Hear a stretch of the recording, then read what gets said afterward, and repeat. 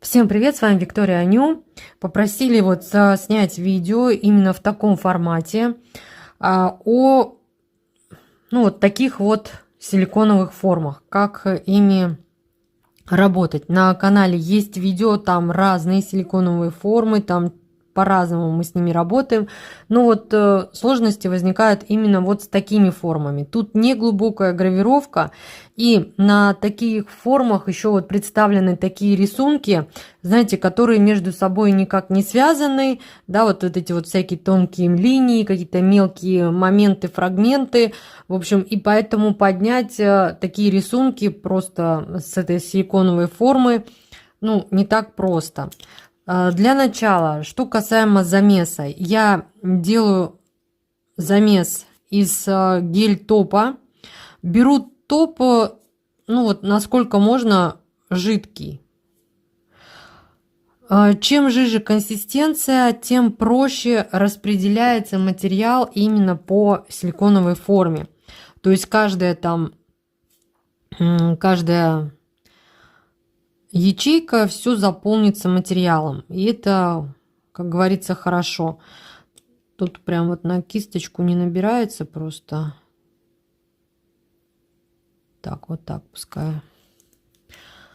Ну, примерно 1 к 1. Тут я не боюсь, что у меня там что-то не просохнет или что-то там еще может произойти такое.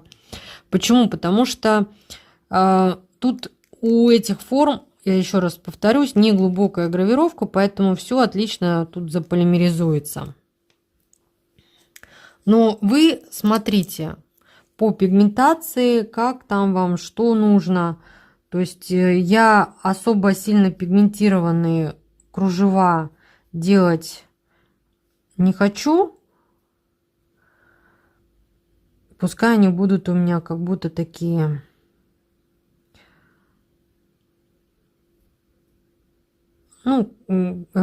вуальные такие. Все, начала что-то делать, да, руками, и все. Мои мысли, мои скакуны. Вот так вот распределяю кисточкой. Мало замесила.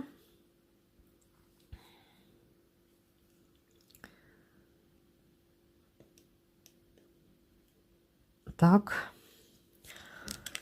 Сейчас попробую я все-таки вот так вот скребком посмотрю. Может быть, не придется еще замешивать.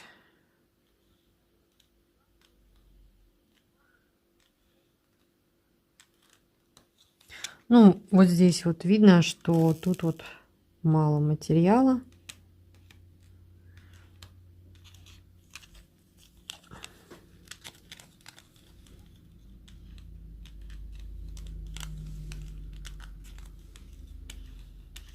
Что я делаю? Вот тут на скребке собираются лишний материал, и вот я его вот таким образом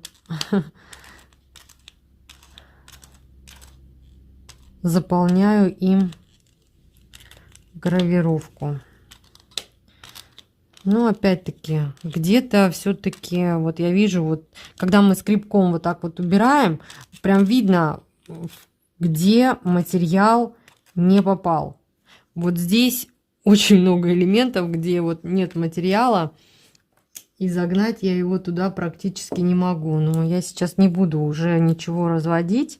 Возьму просто вот так вот сделаю. Тут такой рисунок.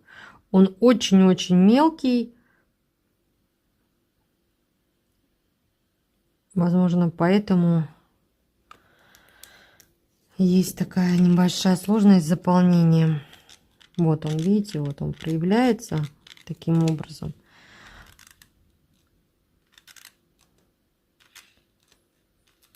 Так, скребком убираю лишнее.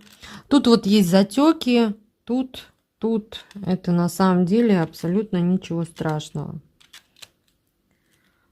Тут вот не понимаю, почему вот тут так вот скапливается. Ну да ладно. Главное, чтобы оно везде было заполнено. Так, вот тут еще. Ну все, теперь мы берем. Я не полимеризую, то есть абсолютно ничего не полимеризовала. Вот эти вот подтеки я просто вот так вот быстренько ваткой уберу. Можно это просто скотчем сделать после полимеризации. И вот у нас теперь на поверхности остались такие разводы. Ну вот такая мутность, да, девочки туманом называют. И вот нам нужно, вот знаете, вот так вот легкой рукой пройтись и убрать просто-напросто эти разводы. Напомню, я ничего еще не полимеризовала. То есть у нас получается замес наш с вами гель-лак, он остается в гравировке. Мы убираем только вот эти вот разводы легким движением руки. Я не нажимаю. Вот у меня просто касается безворсовая салфетка, касается поверхности этой формы, и все. Не знаю, как вам показать. Вот у нас получается, что в гравировке гель-лак остался, а вот уже там, где нам не надо, да, вот между вот этими, вот здесь вот есть тоже подтеки, я их тоже просто вот так вот уберу, и все. А вот между вот этими,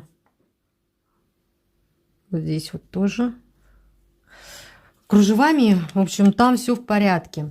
Тут вот я немножко углубилась и смахнула вот одну часть. Вот сюда просто беру и дополняю. Ну, тоже бывает такое, мало ли, как-то там неаккуратненько рукой провели, и все. И вот тут вот чуть-чуть заполняю. Вот так. Но нужно прям вот легким движением руки. Скребком убираю лишнее.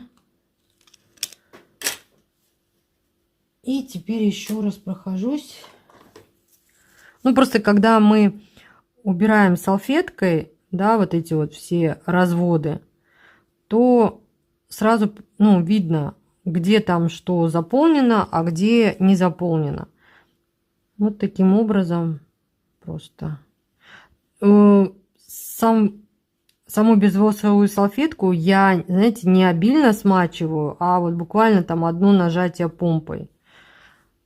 Все, достаточно. И отправляю в лампу на полимеризацию. Вот оно, да, отправляю в лампу на полимеризацию. После полимеризации мы вот уже видим вот эти кружева. И вот посмотрите, вот особенно первые два ряда. Они, мало того, что они очень тонкие и воздушные, там еще очень много мелких всяких вот таких вот фрагментов. И поднять это, ну, практически, ну, я не знаю, можно, конечно, но это очень сложно и большая вероятность того, что это просто-напросто как-то порвется. Вот этот ряд тоже очень красивая, мелкая детализация, тут нежненько, все замечательно, но опять-таки поднять будет сложно. Вот эту композицию можно поднять, потому что тут вот линии, они между собой завязаны. И вот эту композицию можно поднять. Тут тоже мелкая детализация, но тут все линии между собой связаны. Вот этот элемент поднять вот так, как он есть, целиком сложно. Потому что вот эта часть отдельно снимется, вот эта часть отдельно снимется, и цветочки по отдельности снимутся. Соответственно, вот я даже не буду тут как-то пытаться что-то, ну, не знаю, там вот, сейчас вот брать пинцет и как-то попытаться это все дело снять тоненько. Это я просто сейчас скотчем убираю вот эти вот наплывы, которые заполимеризовались там, чтобы они не мешались. Можно взять, опять-таки, гель-топ, можно взять обычный топ, это для обычных лаков.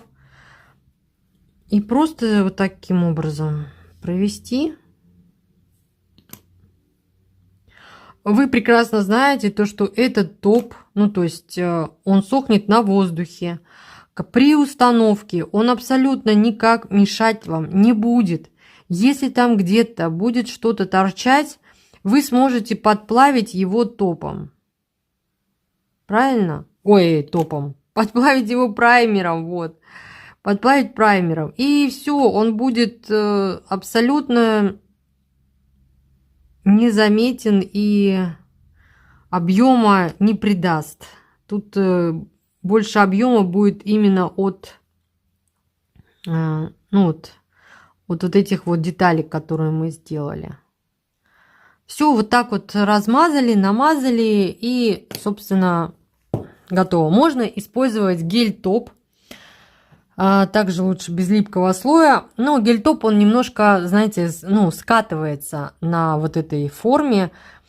И получается такая тоненькая паутинка. Но так как тут много мелких элементов, я все-таки думаю, что лучше будет сделать при помощи обычного лака. Ну, у меня от Орли можно взять любой прозрачный там лак. Все, теперь нужно подождать, пока все это дело высохнет.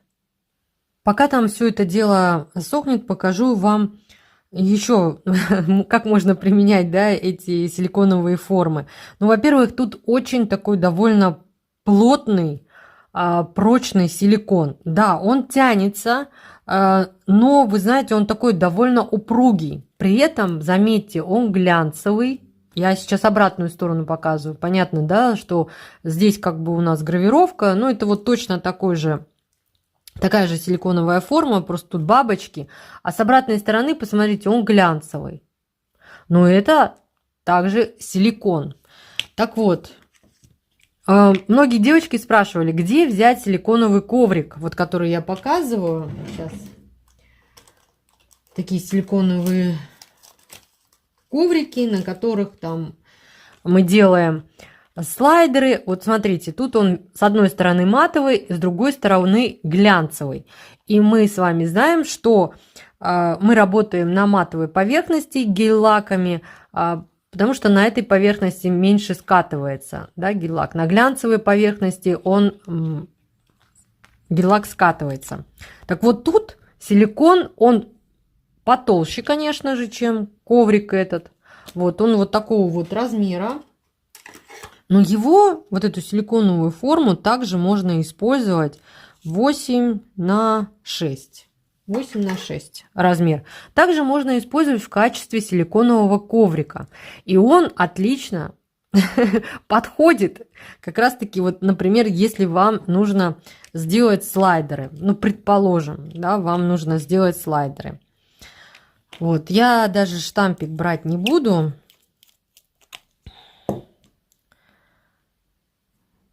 Так, ну не знаю, давайте вот пламя отпечатаем. Где у меня там скребок? Прям вот так вот, хоба, хоба. И вот у нас, не знаю, видно вам там, да, вот языки пламени. Вот тут даже вот видите, еще и когти отпечатались. Надеюсь, вам хорошо видно. Причем так хорошо отпечатались. Знаете, не каждый штампик так отпечатает. Но ладно, не в этом сейчас, не об этом суть. То есть, я же говорю, тут можно делать эти... Так, а ну-ка я попробую. Нет, вот здесь, вот смотрите, со штампа убирает вот эта штучка лишняя. А тут все-таки придется скотчем. Решила проверить, да, нет, чтобы вот это вот лишнее уберу. Вот так. Тут еще, знаете, в чем особенность? Особенность в том, что почему-то, я не знаю почему, сложно мне самой на этот вопрос ответить. То есть я говорила, поверхность глянцевая, но при этом на этой поверхности можно раскрашивать гель-лаками. Представляете? Да, вот так вот можно раскрашивать. Возьму сейчас, так, ну не знаю, оранжевый, тут без разницы просто какой, да, у нас же тут не урок сейчас по реверсивному стемпингу там или что-то такое.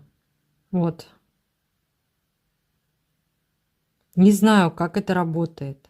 Вы сами видите, что обратная сторона вот этих силиконовых форм, она глянцевая, но при этом вот гель-лак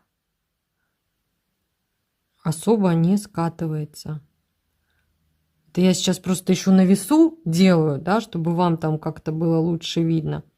А так вот это вот на столе мы делаем, то есть вполне вот успеваем, вот так вот можно прихватить, дальше себе раскрашивать.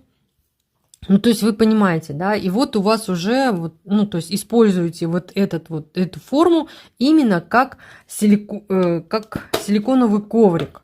И все, дальше можно также делать слайдеры. Возьму вот топ. Ну, предположим, что я уже раскрасила. Вот, смотрите. Тут я вот даже заполимеризую, чтобы... Не знаю, вот как вам показать. Вот смотрите, топ. Он обычно скатывается. Ну, вот прям сильно скатывается. Ну, не то, что прям вот, ну, можно успеть. А вот тут вот, посмотрите, вот я размазала топ. И вот он, видите, он особо и не скатывается. Ну, вот борозды, ну, вот остаются, конечно, вот я кисточкой вожу, да, и вот тут такие бороздочки образуются. Но не кратеры, ну, то есть не так, чтобы вот он раз и скатался. То есть тоже вполне успеваю прихватить все это дело и отправить уже в лампу на полимеризацию. Все, отправляю в лампу. Все, у нас топ заполимеризовался. Теперь давайте попробуем снять. Ну вот он тут абсолютно легко снимается. Уже готовый слайдер. Вот, пожалуйста, получается такой вот тоже тоненький слайдер. Таким образом, вот так, если у вас есть такая вот силиконовая форма, не спешите приобретать силиконовые коврики маленькие, да, вот если вам вдруг нужно. Просто вот используйте такие формы в качестве силиконового коврика. Можно использовать также и в качестве палитры. То есть, сами понимаете, на силиконе, даже если гелевый материал заполимеризуется, вы легко очистите поверхность. Так, прошло 10 минут. Вот я тут поддела и вижу, что топ уже подсох. И можно так вот потихонечку, торопиться не нужно, поднимать слайдер. Здесь на кончике не нанесла, что ли, топ.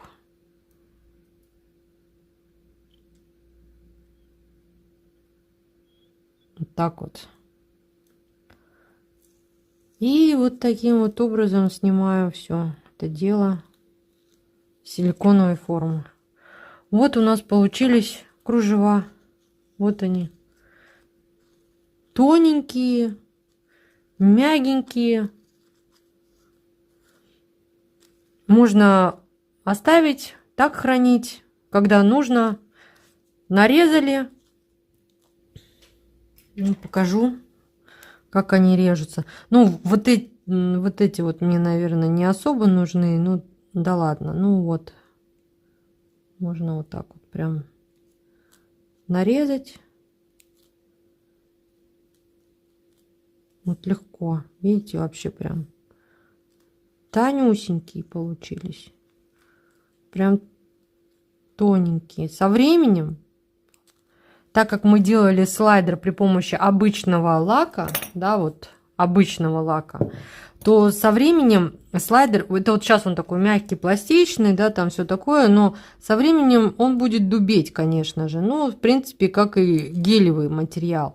Видео вот с этими формами я показывала, как Там вот я делала тоже из гелевых материалов вот эту вот пленочку. Она тоже получается довольно тонкая, но тоже со временем немного дубеет. В чем плюс именно подложки из обычного топа, это то, что...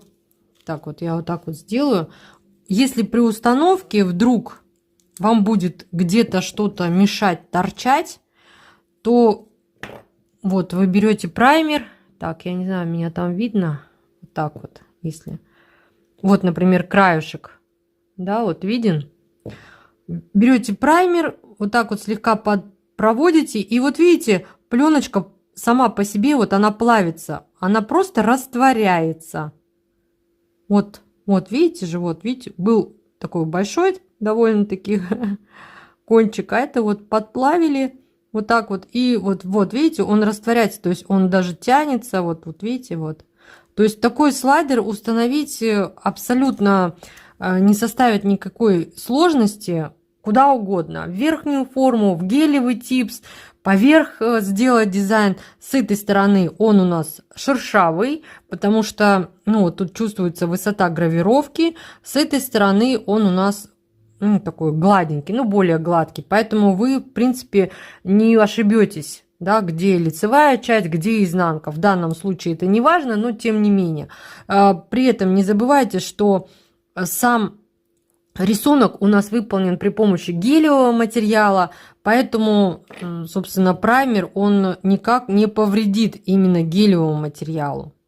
То есть он его не смажет, не размажет, никуда ничего не денет. Вот. А именно вот эту вот пленку праймер он разъест. Вот видите, вот там видно было, да, вот как потянулась прям вот. Вот она, видите? То есть пленочка, она разъедается при помощи праймера. И все, никаких разводов, да, вот какие-то там, никакой мутности, ничего нет, потому что мы это все убрали до полимеризации. В видео я тоже говорила, почему до полимеризации, потому что если бы, например, я сейчас вот нанесла гель-лак, да, заполимеризовала и после этого стала бы убирать вот эти вот разводы, то с мелких вот каких-то таких вот рисуночков я просто могла убрать часть рисунка, и, соответственно, кружева уже не получились бы вот такие вот цельные. Поэтому смотрите, если на вашей силиконовой форме есть вот рисунки, у которых много мелких элементов, которые между собой никак не связаны, то лучше убирайте разводы до полимеризации, вот как в данном случае. Ну что ж, надеюсь, я была для вас хоть чем-то полезна. Если так, пожалуйста, поставьте плюсик, смайлик или сердечко в комментариях. Я вам буду очень признательна. А я, как всегда, желаю вам всего самого наилучшего. До скорых встреч!